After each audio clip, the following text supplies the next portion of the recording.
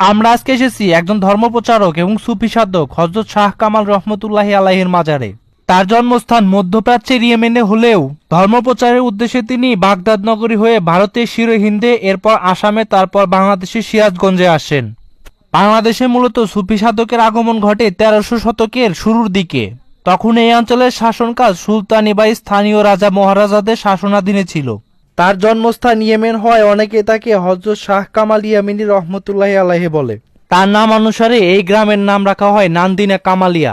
তিনি ছিলেন ৫ পুত্রের জনক। তার পরিবার সহ এই গ্রামে তিনি বসবাস করতেন। তিনি ইসলাম প্রচার এবং সুফি তত্ত্বের শিক্ষা বিস্তারের জন্য এসেছিলেন। অনেকেই মনে করেন হযরত শাহজালাল রহমতুল্লাহি আলাইহি এবং হযরত শাহ কামাল রহমতুল্লাহি আলাইহি দুই ভাই। হযরত শাহজালাল ১২৮১ খ্রিস্টাব্দে ধর্মপ্রচারের উদ্দেশ্যে সিলেটে আসে। হযরত শাহ কামাল আসে তারও অনেক পরে। তাদের মধ্যে রক্তের সম্পর্ক না থাকলেও হযরত শাহ কামালকে হযরত শাহজালালের শিষ্য হিসেবে ধারণা করা হয়। হযরত শাহ কামাল মসজিদ এবং মাদ্রাসা প্রতিষ্ঠা সহ কল্যাণমূলক সামাজিক কাজের সাথেও তিনি জড়িত ছিলেন। তিনি এই এলাকায় অনেক বৃক্ষরোপণ করেন, যা কালের সাক্ষী হয়ে এখনো দাঁড়িয়ে আছে। এই বৃক্ষগুলো নিয়ে অনেক ধরনের লোককথা প্রচলিত আছে। তার রোপিত বৃক্ষগুলোকে পুণ্যস্থান হিসেবে বিবেচনা করা হয়। স্থানীয় লোকদের ধারণা শাহ কামালের রোপিত বৃক্ষের নিচে দাঁড়িয়ে দোয়া করলে সেই দোয়া কবুল হয়। আবার অনেকের ধারণা এই বৃক্ষগুলোর উপর কোনো পাখিও বসে না।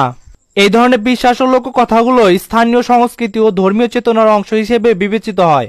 তবে এসব তথ্যের কোনো ঐতিহাসিক প্রমাণ নেই এবং এগুলো স্থানীয়দের মধ্যে প্রচলিত বিশ্বাসের অংশ।